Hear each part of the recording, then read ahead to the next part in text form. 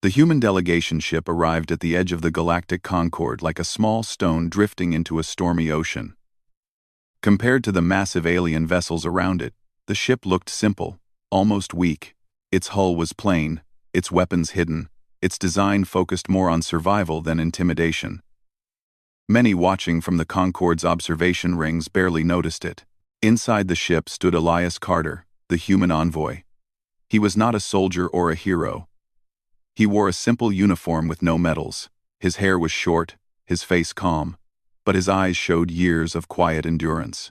He had been chosen not because he was powerful, but because he could listen, speak carefully, and stand his ground without anger. The Concorde chamber was vast beyond human imagination. The floor was smooth and dark, reflecting lights from above that shifted colors based on the dominant species present. Thousands of representatives filled the tiers, each from a race that had survived wars, extinctions, and cosmic disasters. Many of them possessed natural armor, claws, glowing eyes, or minds that could crush weaker thoughts without effort. Humans were ranked low in the Concorde records. Short lifespans. No natural psychic abilities. No biological weapons. No ancient empire. Just persistence. That was the word most alien historians used when describing humanity, usually with mild amusement. As Elias stepped into the chamber, several alien delegates glanced at him and then looked away. Some dismissed him instantly. Others felt mild curiosity. None felt threatened. The atmosphere changed when the chamber lights dimmed. A deep vibration passed through the floor, not sound but pressure. Conversations stopped. Even species that did not rely on hearing felt it. The alien queen of the Zalthari had arrived. Her presence entered the chamber before her body did. It pressed against minds like a vast tide. Beings with weak mental defenses collapsed where they stood. Others knelt instinctively. Ancient warriors lowered their weapons without realizing why. This was not fear alone. It was dominance, written into reality. Then she appeared. The queen was tall, her form elegant and terrifying at the same time. Her body shimmered like dark crystal layered with living armor. Her eyes glowed with ancient intelligence, each one said to have witnessed the rise and fall of star systems. She was followed by silent guards, though no one believed she truly needed them. As tradition demanded, the chamber lowered itself. Platforms descended, delegates bowed, knelt, or pressed themselves flat against the floor. Even the most prideful species showed submission. To do otherwise was unthinkable. Elias felt the pressure hit him like a sudden weight on his chest. His vision blurred for a moment. His heart raced. Every instinct screamed at him to kneel, to lower his eyes, to survive. But he did not fall. He took a slow breath and steadied himself. He was shaking, but he remained standing. The queen's gaze moved across the chamber, acknowledging the submission of thousands. Then her eyes stopped. They locked onto Elias. For the first time in centuries, the queen hesitated. The pressure in the chamber wavered. Some delegates dared to look up, confused. The queen stared at the human, her expression unreadable. Her psychic presence pressed against him, deeper this time, searching. She found nothing. No psychic reflection, no echo, no predestined path. No hidden ambition glowing in the future threads she could normally see so clearly. It was as if Elias Carter existed outside the pattern of the universe she understood. Slowly, impossibly, the queen lowered herself. Gasps echoed through the chamber. Some aliens cried out in disbelief. Others froze in terror. This act made no sense. The queen of the Xalthari bowed to no one. Ever. Elias noticed movement around him, and finally realized something was wrong. He looked up and saw the queen, lowered before him. His breath caught. He felt a wave of panic crash through him. He did not understand what was happening. He did not bow, not out of pride, but because his mind was struggling to process what he was seeing. The chamber was silent. The queen straightened slightly, her eyes never leaving Elias. Her voice filled the chamber, not loud but absolute. Seal the chamber. Energy fields snapped into place. Doors closed. No one could leave. Fear spread quickly. Some delegates believed the human had used a forbidden weapon. Others suspected ancient manipulation. Guards raised weapons. Defensive systems activated. Elias raised his hands slowly, palms open. His voice was steady, though his heart was pounding. "I don't know why this is happening," he said. "I mean no harm." The Queen studied him carefully. Not his body, his presence, his lack of presence. "You do not know," she said. It was not a question. "No," Elias answered honestly. "I was sent to speak. To listen. That's all." The Queen turned her gaze toward the assembly. "When I look upon you," she said, "I see paths. I see futures. I see fear, ambition, obedience, and rebellion. Every species here moves according to forces older than themselves." Her eyes returned to Elias. "When I look upon him," she continued, "I see silence." Murmurs spread through the chamber. Silence was not emptiness. To beings like her, silence was terrifying. She stepped closer to Elias. The pressure returned, but weaker now. Controlled. Elias felt sweat on his palms, but he did not move. "What are you?" the Queen asked. Elias swallowed. "Human." Some delegates laughed nervously, others bristled. "What is humanity?" the Queen asked. Elias thought for a moment. Then he answered in simple words. "We are survivors," he said. "We don't live long. We don't have great gifts. The universe doesn't favor us. But we keep going." The Queen tilted her head slightly. "You have no psychic shield," she said. "No ancient guardian. No genetic dominance. You should have been erased." Elias nodded. "Many times, we almost were." Images appeared in the air as the Concord systems accessed human records. Wars, plagues, asteroid impacts, climate collapse, near-extinction events. Again and again, humanity had stood on the edge. "And yet," the Queen said slowly, "you endure." End quote. "Because we adapt," Elias replied. "We help each other. We make mistakes, and then we fix them. Sometimes late. Sometimes barely. But we try." The Queen studied the images. Her expression shifted. Not to anger, not to fear, to something closer to wonder. "You are not shaped by destiny," she said. "You shape yourselves." Elias did not answer. He only met her gaze. The Queen turned back to the chamber. "Today," she declared, "the Concord has witnessed an anomaly." Tension filled the air.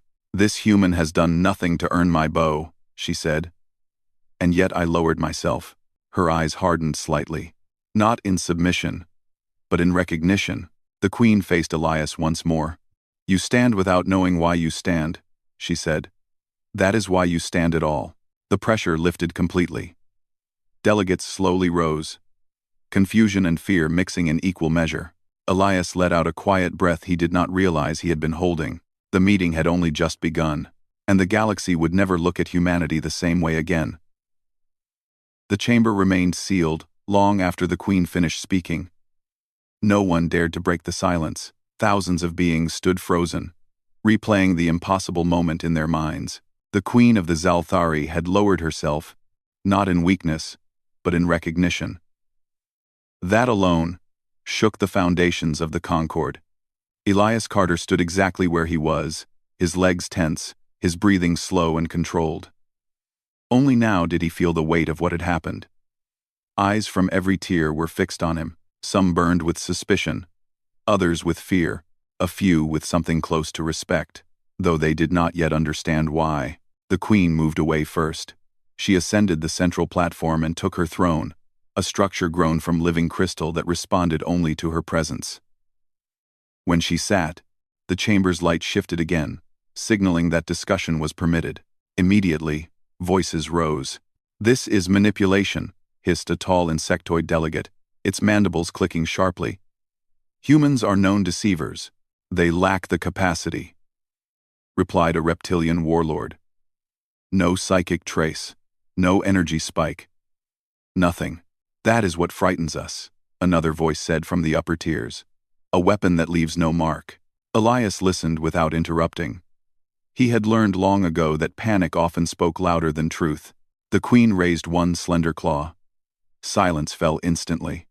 You fear what you cannot measure, she said calmly. That fear is justified. But it does not make this human your enemy. She turned her gaze toward Elias again. You will answer, she said. Not as a representative of power, but as a representative of truth. Elias nodded. I'll try. Explain why my sight cannot see you. Elias took a moment. He searched for words that would not provoke, words that would not sound like a challenge. We don't have what you're looking for, he said finally. No psychic field. No destiny imprint. No shared future sense. We don't feel the universe the way you do. Everything feels the universe, the Queen replied. Even stone. Elias gave a small, tired smile. Then maybe we learn to live without listening. That caused another wave of murmurs. The Queen studied him more carefully now. Not as a mystery, but as a process. How does a species survive blind? Elias answered simply. By watching each other. Images appeared again, this time not summoned by the Concord systems, but by Elias's authorization. Human history unfolded in fragments. Early tribes huddled together against cold nights. Cities rising, then falling. Scientists arguing, failing, trying again. Firefighters running into danger. Doctors working through exhaustion. Ordinary people choosing to help strangers. We don't know what's coming, Elias said. So we prepare. We share knowledge. We warn each other. We argue. Yes. We fight. Yes. But when things get bad enough, we usually come together. A tall avian delegate leaned forward. Your records show terrible wars. Self-inflicted destruction. Yes, Elias agreed. We're very good at hurting ourselves. Then why are you still here? The avian asked. Elias did not answer immediately. When he did, his voice was quieter. Because every time we nearly end ourselves, he said, someone decides it's worth trying again. The Queen's eyes dimmed slightly, a sign among her species of deep thought. Most civilizations seek purpose, she said. They follow prophecy, instinct, or design. Without such guidance, how do humans choose? Elias looked up at the vast chamber. We choose anyway. The answer echoed longer than expected. The Queen rose from her throne and descended again. Though this time she did not lower herself. She walked slowly around Elias, her presence controlled, measured. You are dangerous, she said, not unkindly. Not because of strength, but because of unpredictability. Elias did not deny it. We know. That honesty unsettled many in the chamber. A metallic being from the machine enclaves spoke next. If humans are anomalies, then their alliances destabilize probability models. Why allow them influence? I can, the Queen turned, because stagnation destroys more surely than chaos. She faced the assembly. You fear humans because they do not fit. But consider this. When the universe presents a threat that follows no pattern, which of you will understand it? Silence answered her. The Queen looked back to Elias. Your presence here was not planned by fate. That alone makes it valuable. Before Elias could respond, warning signals flared across the chamber. The lights shifted to sharp red tones. Defensive systems activated again. This time not in fear, but in alarm. A voice rang out from the Concord's central intelligence. Unidentified mass emergence detected beyond outer observation range. Dark space signatures confirmed. Several delegates recoiled. Devourers, someone whispered. The word carried ancient terror. The devourer fleets were not a single species but a moving extinction event. They learned, adapted, and consumed.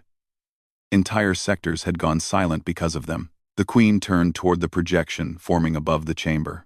Massive shapes moved between stars, their paths erratic, their numbers impossible to count. They are early, she said. Too early. Panic spread quickly now. Some delegates demanded evacuation. Others demanded immediate fortification. Old rivalries flared as blame was cast. Elias watched it all with a growing sense of dread. Humanity had heard of the devourers, but only in fragments. Seeing them now made his stomach tighten. The Queen silenced the chamber once more. They are drawn to predictability, she said. They follow established trade routes, psychic beacons, and energy concentrations. Her eyes shifted slowly to Elias. They will notice this gathering. Several delegates reacted sharply.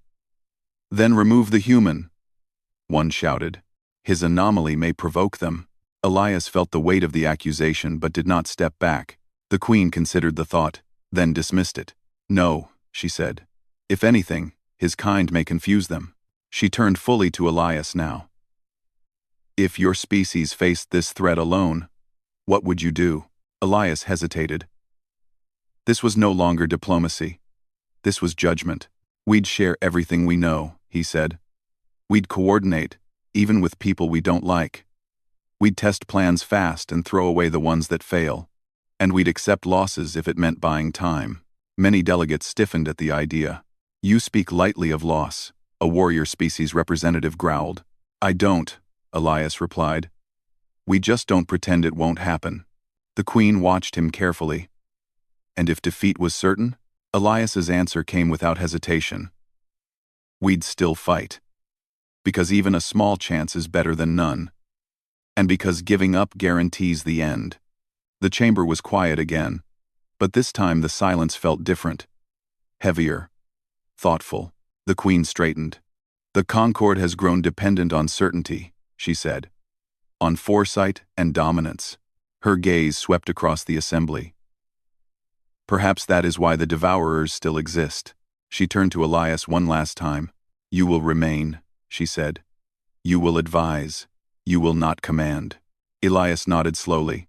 That's fine. We're used to being underestimated. A faint ripple passed through the Queen's expression. Amusement, perhaps. As are the most dangerous things, she replied. Beyond the chamber walls, the Devourer fleet moved closer, unaware that for the first time, the galaxy was considering a way of thinking it had never valued before, and humanity, quiet and unremarkable, had just been placed at the center of it.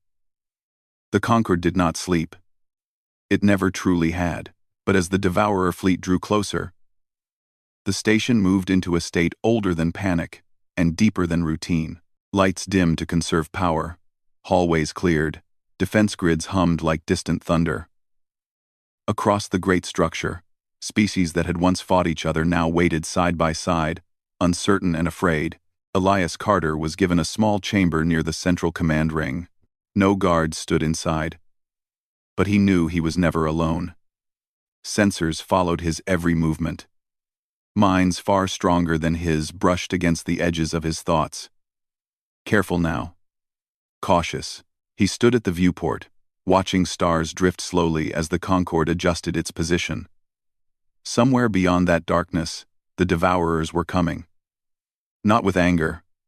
Not with hatred. With hunger. A soft chime announced a presence. Elias turned as the alien Queen entered without escort. Her movements were quieter now. Her psychic weight restrained. Still immense, but controlled. You should be afraid, she said, stopping a few steps away. I am, Elias replied honestly. But being afraid doesn't help much. The Queen studied him. Your species does not hide fear well. We don't try to, Elias said. We just keep going anyway. She moved closer to the viewport and looked out at the stars. The Devourers have ended civilizations older than your entire species. They learn faster than we adapt. They break patterns, but only to replace them with their own. Elias nodded. We've read what little survived. You still think cooperation will save us, she said. I think it gives us a chance, Elias replied. More than running. The Queen turned to him. The Concord will listen to you. Some out of curiosity. Some out of desperation. Few out of trust. That's enough, Elias said. Moments later, the central command chamber filled again, not with ceremony this time, but urgency. Holographic projections showed the Devourer fleet more clearly now, vast structures that looked grown rather than built, ships that changed shape as they moved, signals that scrambled prediction systems. The Queen took her place at the center. Elias stood beside her, smaller than every being in the room, yet impossible to ignore. Begin, the Queen commanded. Strategists spoke first. They proposed layered defenses, psychic shock waves, concentrated annihilation zones. Each plan was elegant. Each relied on known behavior. Elias listened. He waited. One plan after another was tested against the projections. Each failed. The devourers adjusted. They always did. Finally, the queen turned to Elias. "Your thoughts." Elias stepped forward. He felt thousands of eyes on him. "We're thinking too clean," he said. Several delegates reacted sharply. "Explain," the queen said. "We're assuming they'll respond logically," Elias continued. "That they'll value efficiency the way you do. But predators don't always take the easiest path. They take the one that works." A machine delegate processed this. "Clarify." "They probe," Elias said. "They test. They sacrifice parts to learn, so let them learn the wrong things." The queen's eyes narrowed slightly. "Deception. Noise," Elias corrected. "Chaos. Too many signals. Too many patterns. Force them to split attention." He brought up a new set of projections. Human fleet movements appeared. Smaller ships, modular designs. "These are not our strongest ships," Elias said. "They're our most flexible. We send them out in unpredictable formations. We change tactics mid-battle. We fake retreats. We abandon perfect plans the moment they stop working." A reptilian commander growled. "This is inefficient." "Yes," Elias said. "On purpose." The queen considered this. "The devourers adapt by observing consistency," Elias went on. "So don't give them any." The queen turned to the chamber. "Who will commit ships to this?" Silence. Loss was certain with such a strategy. Then a voice spoke from the lower tiers. "A species known for traders, not warriors." "We will send vessels," the delegate said quietly. "Our ships are fast." Another voice joined. Then another. Momentum grew. Human fleets arrived within hours. Not in grand formations, but scattered, moving like schools of fish rather than marching lines. Alien commanders struggled to coordinate with them at first. Humans shared data openly, argued loudly, adjusted constantly. The first engagement came sooner than expected. Devourer scouts entered the outer defense zone. They moved smoothly, analyzing, probing. Human ships surged forward, then scattered. Weapons fired in irregular bursts. Ships withdrew suddenly, only to return from unexpected angles. Alien vessels followed, unsure, breaking their own formation rules.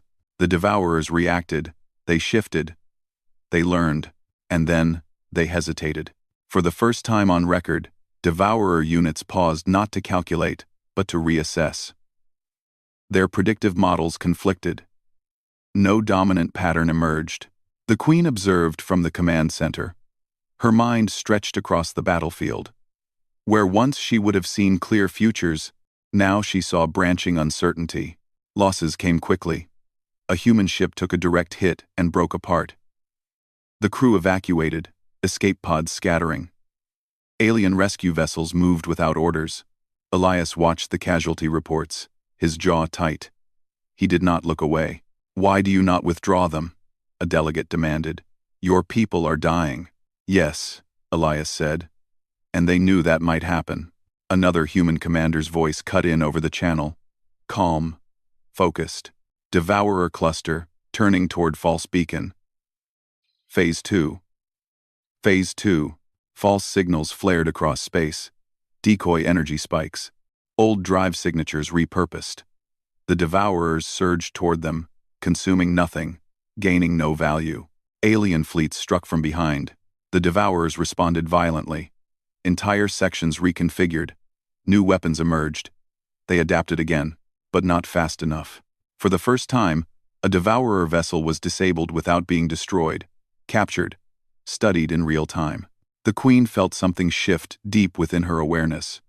Not victory, possibility. "Press," she commanded. The battle expanded. Human ships darted in and out, acting as bait, as scouts, as distractions. Alien fleets began to mirror their movements, shedding rigid doctrine. The devourers grew erratic. They were not losing yet. But they were no longer certain. Elias stood silently as reports flowed. He did not celebrate small wins. He did not hide the losses. Devourer main mass withdrawing from projected kill zone, a strategist reported. They are retreating. The word felt unreal. The Devourers did not retreat. They consumed, or they destroyed. But now, faced with something they could not fully understand, they chose distance. The battle ended not with triumph, but with space growing quiet again. The Concord chamber was filled with exhausted silence. The Queen closed her eyes for a long moment. When she opened them, they were different. Sharper. Humbled. They will return, she said. Yes, Elias replied. Smarter. But not invincible, the Queen said. She turned to the assembly. Today, certainty failed us. Adaptation did not. Her gaze settled on Elias. You have shown us a weapon we did not value. Elias shook his head. It's not a weapon. It's a habit. The Queen stepped forward, her voice carrying to every corner of the chamber. Let it be known, she said, that humanity does not stand because it is strongest. She paused. It stands because it refuses to stop standing. Beyond the Concord, the Devourer fleet drifted back into the dark, carrying with it the first true confusion it had ever known. And in that confusion, the galaxy found time. Time, at last, to hope. The days after the battle felt strange across the Concord. There was no celebration, no loud victory calls, no banners or ceremonies. The Devourer fleet had not been destroyed. It had only withdrawn. Everyone knew it would return one day. Yet something had changed, and every species could feel it. For the first time in a very long history, the Concord had survived not because of prophecy or overwhelming force, but because it had learned to think differently. Elias Carter spent those days moving through the station quietly. He attended meetings, shared reports, and answered questions. Many questions. Some delegates asked about human ships, others asked about human command structure, some asked about human psychology, trying to find the hidden pattern they believed must exist. There was none. Humanity was messy. Human systems contradicted each other. Humans argued even when they agreed. That confused the Concord more than anything else. One cycle later, the Queen summoned Elias again. This time, not to the command chamber, but to the Hall of Accord. The place had not been used in centuries. It was reserved for decisions that reshaped galactic law. Elias felt the weight of that as he entered. The Queen stood alone at the center, her presence calm, controlled, but no less powerful. She did not make him wait. You have altered the balance, she said. Elias frowned slightly. That wasn't my goal. Intent does not change consequence, the Queen replied. The Concord now questions its foundations. She gestured, and images filled the hall. Records of the battle. Moments of hesitation. Deviations from prediction. For generations, the Queen said, we believed foresight was strength. That knowing the future allowed us to rule it. She turned to Elias. When I looked at you, I saw nothing. No future path. No echo. Yes, Elias said quietly. You said that. I believed it was a flaw, the Queen continued. Now I understand it is freedom. The Queen lowered herself again. This time, there was no gasp, no panic, only silence. She lowered herself fully, deliberately, before Elias Carter. Elias stepped back in shock. Please don't, he said. I don't deserve that. The Queen looked up at him. This is not submission. She rose slowly to her full height. This is acknowledgement. Moments later, the hall filled with delegates. Species of every shape and origin gathered, drawn by the signal. They witnessed the Queen standing beside a human. Not above him. The Queen spoke, her voice steady and clear. Today, the Concord recognizes a truth long ignored. Survival is not granted by destiny alone. She gestured toward Elias. This human does not command fleets. He does not rule worlds. He does not claim superiority. Elias stood stiffly, uncomfortable with the attention. And yet, the Queen continued, when certainty failed, his kind endured. She turned to the assembly. Humanity will not be placed above any species, she said. Nor below. A ripple of reaction passed through the hall. They will be recognized as anomaly survivors, the Queen declared. A classification of their own. Records updated instantly. They will be granted open access to shared knowledge networks, she went on. And a permanent advisory role in existential threat councils. Elias opened his mouth to protest, then closed it again. He realized this was not something he could decline on his own. The Queen faced him one last time. You asked once why I lowered myself, she said. Yes, Elias replied softly. When I looked at you, the Queen said. I saw a species that survives without permission from the universe. Her gaze hardened slightly, though not unkindly. You stand where the universe tells you to kneel. Not because you are fearless, but because you choose not to stop. The hall remained silent as the words settled. After the assembly dispersed, Elias returned to his quarters. He felt heavier than before. Not with pride, but responsibility. Humanity had never asked to be special. It had only tried to survive. A message arrived from Earth. Simple, direct. How bad was it? Elias smiled faintly. Bad, he replied. But we're still here. In the weeks that followed, human advisors worked alongside alien strategists. New doctrines formed. Not perfect ones. Flexible ones. Training simulations incorporated uncertainty. Commanders were taught to expect failure and adapt quickly. The devourers were studied carefully. Their confusion analyzed. For the first time, the galaxy prepared not for a single future, but for many. The Queen watched it all with quiet attention. She understood now why the universe had not written humanity into its great designs. They were not meant to follow a path, they were meant to make one. When the Devourer fleet returned months later, it did not come as a single wave. It tested, it probed, and the galaxy responded, not with one answer, but 1,000 small ones. Some battles were lost. Some worlds were damaged. But none fell silently. Human ships moved among alien fleets like sparks. Never dominant. Never central. But always present. Sharing. Adapting. Standing. Elias Carter did not live to see the final end of the Devourers. No human did. That was never their role. Their role was to begin something. Centuries later, a young alien scholar would study the records and pause at a familiar image.